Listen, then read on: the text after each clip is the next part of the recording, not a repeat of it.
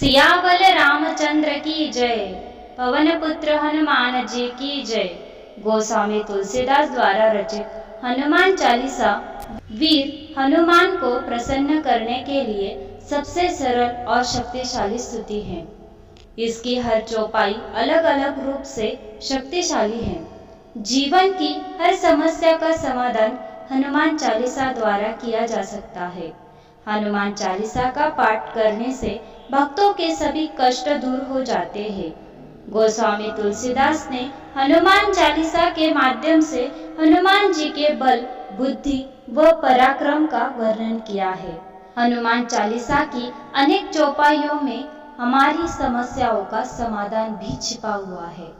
इन चौपाइयों का प्रत्येक आदमी के जीवन में महत्वपूर्ण योगदान है। भगवान राम के प्रिय भक्त हनुमान जी को अष्ट सिद्धि और नौ निधि के दाता के रूप में जाना जाता है।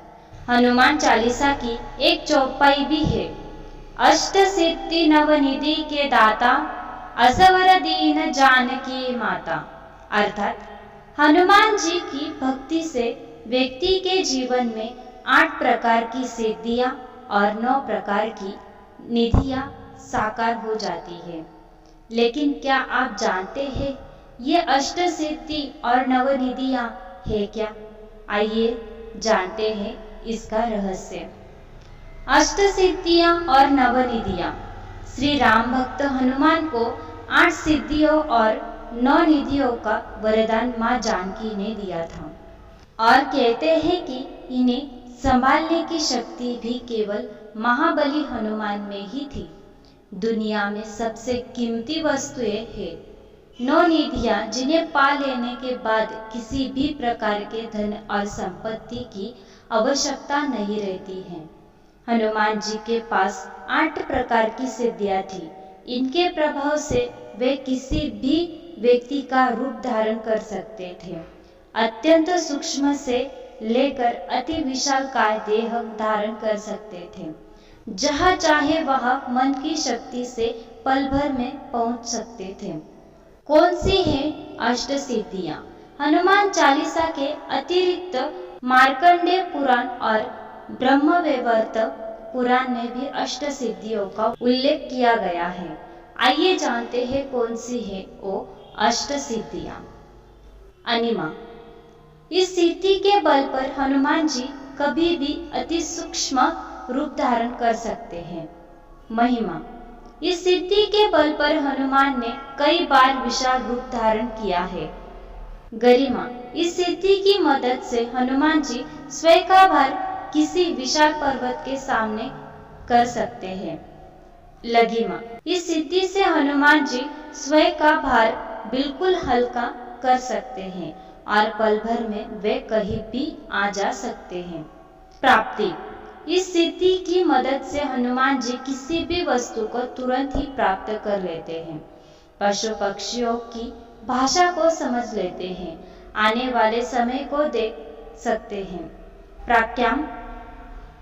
इसी सिद्धि की मदद से हनुमान जी पृथ्वी गहराओं में पाताल तक जा सकते हैं, आकाश में उड़ सकते हैं और मनचाहे समय तक पानी में भी जीवित रह सकते हैं।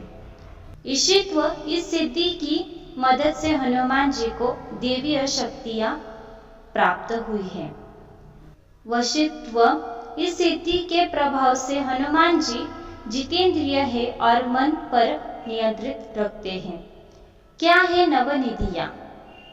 पद्य निधि। पद्य निधि लक्षणों से संपन्न मनुष्य सात्विक होता है तथा स्वर्ण, चांदी आदि का संग्रह करके दान करता है। महापद्य निधि। महापनिधि से लक्षित व्यक्ति अपने संग्रहित धन आदि का दान धार्मिक जनों में करता है। नील निधि। नील निधि से सुशोभित मनुष्य सात्विक तेज से संयुक्त होता है। उसकी संपत्ति 3 पीढ़ी तक रहती है। मुकुंद निधि। मुकुंद निधि से लक्षित मनुष्य रजोगुण संपन्न होता है, वह राज्य संग्रह में लगा रहता है। नंद निधि। नंद निधि युक्त व्यक्ति राजस और तामस गुणों वाला होता है, वही कुल का आधार होता है। मकर निधि।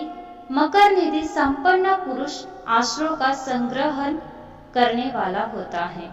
कच्छप निधि लक्षित व्यक्ति तामस गुण वाला होता है, वह अपनी संपत्ति का स्वयं उपभोग करता है। शंख निधि एक पीढ़ी के लिए होती है। खर्व निधि वाले व्यक्ति के स्वभाव में मिश्रित फल दिखाई देते हैं। यह थी हनुमान जी के अष्ट सिद्धियां और नवनिधियां।